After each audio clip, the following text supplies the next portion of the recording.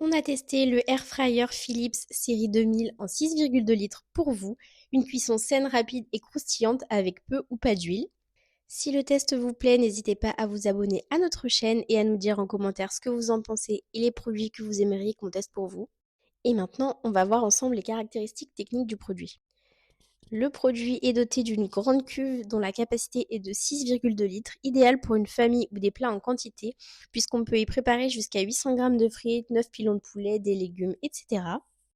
Le panier est totalement amovible, donc que ce soit la grille ou la cuve en elle-même, donc c'est très pratique pour pouvoir la nettoyer facilement, que ce soit au lave-vaisselle ou à l'évier tout simplement. Il y a également une fenêtre de cuisson qui permet de surveiller les aliments sans ouvrir le panier. On peut également gérer la lumière à l'intérieur du air fryer. Et si on passe maintenant à la polyvalence du produit, on peut voir qu'il y a 13 modes de cuisson qui permettent ainsi de faire frire, de griller, de rôtir, de cuire, réchauffer, décongeler, etc. Donc vraiment beaucoup de fonctionnalités avec un seul air fryer. On peut utiliser les modes prédéfinis, mais on peut aussi gérer la température ou la durée comme on le souhaite. En termes de puissance, on est sur une puissance de 1700 watts.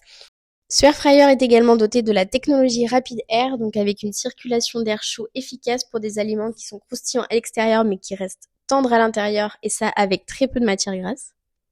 Et maintenant, on va faire ensemble un test recette. Donc ici, on a décidé de faire cuire du saumon avec des légumes.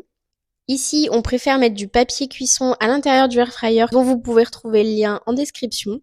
Ça permet d'éviter que les graisses et autres éléments s'échappent de la grille et ainsi faire en sorte que le air fryer soit plus facile à nettoyer. Donc ici dans cette recette, on a et du poisson et des pommes de terre et des tomates, donc ça va nous permettre de voir la cuisson sur plusieurs aliments différents. On le met d'abord 10 minutes à 200 et on viendra faire un check pour le relancer pour 10 minutes à 200 également.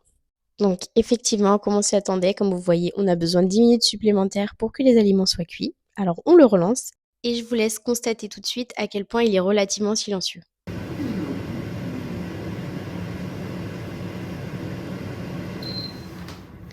Et on revient voir et on a une cuisson vraiment homogène, tous les aliments sont bien cuits à l'intérieur. Et pour compléter le test recette, on a aussi également fait des œufs en cocotte, donc dans des petits ramequins avec donc de l'œuf, de la crème et du roquefort ici. Et on les a lancés pour 10 minutes à 180. On viendra ensuite voir le résultat. Et lorsqu'on revient au résultat, on s'aperçoit qu'ils sont cuits, donc c'est parfait. On passe maintenant au nettoyage et à notre avis général. Donc la grille est super facile à nettoyer, que ce soit à la main ou dans le lave-vaisselle. Et en ce qui concerne l'avis sur le air fryer dans sa globalité, il est très pratique, la cuve est très grande et donc permet de cuire une grande capacité d'ingrédients.